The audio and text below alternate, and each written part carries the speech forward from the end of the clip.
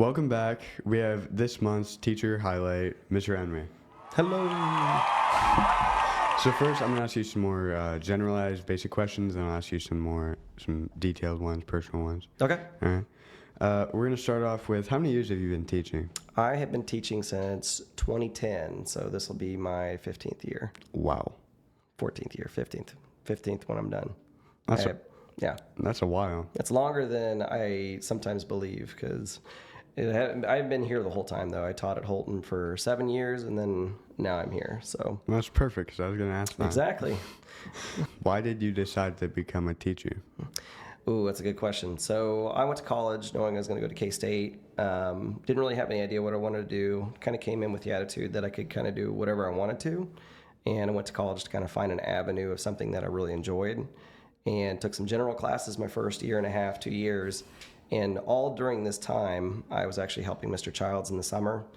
If you guys haven't had Mr. Childs on the show, I highly suggest having him come down here, even though he's going to probably complain about it. But if you don't know Mr. Childs, one thing I could tell you is that he's a great person to be around. He's somebody you want to spend more time around. He used to have a job in the summer and he needed summer help. So ever since I've been in 8th grade, I have helped him in the summer. And so all the way through high school, middle school, college, because it was income that I needed. And when I was working with him, we were bringing on new people to help. And we were eating lunch one day and he goes, you know what, you're really good at showing other people how to do stuff. If you haven't decided what to do, maybe teaching's a good avenue. And I was like, yeah, I got to thinking on it. And I said, you know what, I'll try that out. So the next semester at K-State, went ahead and went down that direction. And yeah, I really enjoyed it. And then from that point on, it kind of stuck. All right. That's kind of interesting how things folded out that way. So what would you say, like, your favorite hobbies are? So I'm kind of like Mr. Folger. I like to video game. I collect things also, like for whatever reason. Like when I was a kid, I used to collect whatever was like the hot thing to collect. One thing I like but don't have a whole lot of is like coins from other countries and money. I don't have a whole lot of it, but my dad had a small collection that he had when he was growing up, and so I kind of inherited that. And so I have a small collection of that with his and mine together. So my kids, we get it out every once in a while and look at it. That's pretty cool. Yeah. Nothing's really worth a whole lot, but I mean, yeah, it's cool to look at. Yeah. If you weren't teaching at Jackson Heights, what do you think you would be, and what do you think you'd be doing? Oh, that's a good question. For a very long time, I thought I wanted to be a pilot. Really? Like in high school, like I've always wanted to fly. I've always been interested in flight. In high school, we had the Air Force come and talk. And they're hanging out because I went to school here. They're hanging out up in the Commons area, and so I went and talked to them and said, I told the recruiter what I'd like to do, and he goes, oh, yeah, well, he goes, I noticed you're wearing glasses, though. He goes, you're never going to see the sky if you're wearing glasses. And I said, what? And he goes, Air Force isn't going to pay to fix your eyes, and you have to have perfect vision to be a pilot. And I'm like, okay. And so I walked away, and so I never did do that. Wow. Yeah, and then I just I threw that idea in the trash. And then when I was at K-State, they don't really have anything in that avenue. But I also really like photography and stuff like that. So taking pictures, but not professionally, just as a hobby. Maybe something in that line, like outdoor wildlife photography. I could definitely see you in wildlife photography. Yeah, I like that kind of stuff. So we're going to move on to a couple of the more personalized questions now.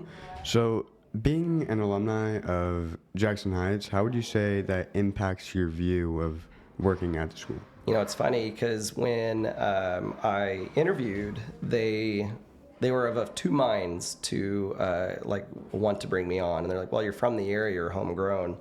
That can be good or bad. And I was like, I don't know how it can be bad, but I think they were worried that somebody that was too familiar with the area would be too ingrained with, some of the families already here, maybe biased one way or another because of it. But I didn't really see it that way. I saw it as a strength. I know what the communities, because we're made up of, several smaller towns, and I know what we can accomplish based on our past and where we could go forward with it. So I wanted to be part of that moving forward and try to make as good of a program as we could. That is very inspiring. Oh, thank you. Yeah. Thank you. It came off as that. Yeah, when I left Holton, I didn't really have a reason to leave. I liked my job. I liked the people I worked with, good kids. The main thing was I wanted to come back home and help out here. I wanted to be part of us building up this program because I kind of saw what was coming, and I want to be part of it. Definitely makes sense. So what would you say keeps you motivated, not just throughout like your day, but with patience with kids and that kind of thing? Well, I've had you in class. You know I have quite a bit of patience, right? Yeah. I think a lot of it comes from an understanding that I know what it's like to be a kid, and I know what it's like to, learn something for the first time and how different that is for different people. I think some people can pick up on it pretty easy and just kind of run with it, and then there's other kids that, it takes a few times around the block before things start to kind of click a little bit. And so I think coming with that understanding is probably a big part of it.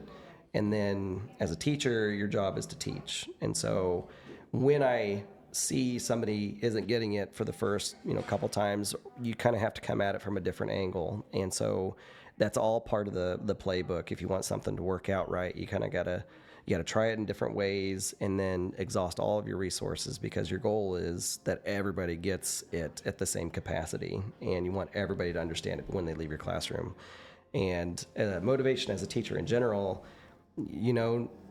I teach earth science, I teach middle school science. Not everybody's going to remember everything that I teach when they leave, and so it's not just the methods and that kind of thing to get my science concepts around. It's also, you got to remember, we're trying to model what it's like to be a good person. And so like if I'm modeling patience and if I'm modeling being respectful and that kind of thing, then I think that kind of stuff is going to also rub off and have those kids that will carry on with that kind of motivation as well when they get older.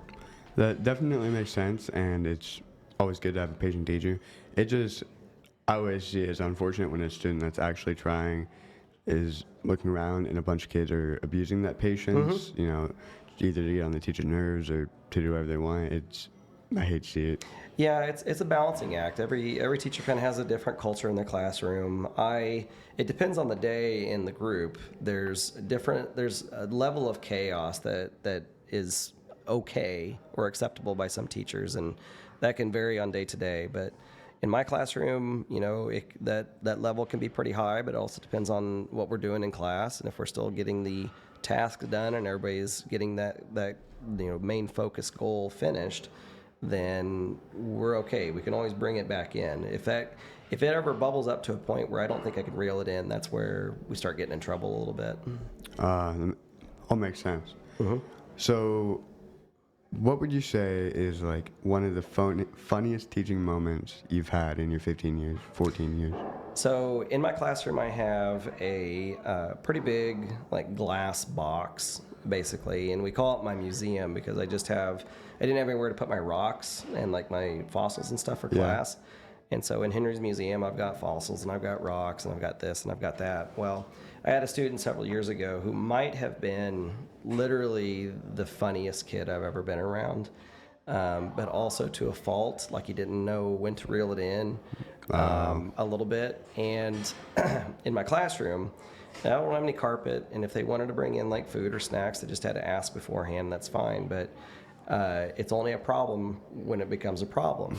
Well, this student in particular, there was always something that they had, like their gag for the day, and it seemed like there was always going to be this joke. Well, this day, he was going to attempt, I think, to open up a pop can without opening it up traditionally. And so he was kind of just messing with the side of it, and I think he'd been messing with the side of it all day, and then just walking up and down, it all bubbled up, and he cracked the side of it, and the thing just exploded. And wow, it is pretty funny, but at the same time, like, dude, you just made like a huge mess, and so you need to clean that up. But I think what I said originally is that there was the pop explosion, everybody gasped, and I said, and just like that, we can't have pop in the classroom anymore. And it wasn't funny at the moment. What the thing was, he cleaned it up fine. He knew he made a mistake. The next day I didn't notice it, but that pop can ended up in my museum, and there's a little note like what you would have in a museum, and it says the last pop that was in Mr. Henry's class, and then he put the date on it and his name, and I thought that was pretty funny. That's hilarious. I thought it was pretty good. How did he expect that to go? I don't think he really thought things through. He came in with the idea that something was going to happen, and he was just going to play it. He was a comedian. He was a natural comedian. He had an idea. He didn't care how it was going to go, but he was going to see how it was going to play out. That kind of person. Yeah. Yeah. If you knew who the kid was, I think you'd probably agree, but I don't think I even told you, so No. I'll have to tell you later. All right. I've seen it in the glass casing. I thought somebody. Is it still in there? Yeah, I thought somebody put it in there like a week before when I saw it, Yeah. and it was just there. It wasn't a joke. I thought it was just a gag. No, it was just because I said, and just like that, we don't have any more pop in the classroom. And then he's like, okay, we need to add this to the museum because now this is a historical piece of this classroom and whatever. So he put it in there without me knowing, and I thought it was pretty funny. Perfect punchline. Yeah, exactly. So I think that's gonna have to wrap up our teacher highlight for the month of October. Okay. Thank you for coming on here, answering some questions. No problem. Awesome I loved having it. Thank you.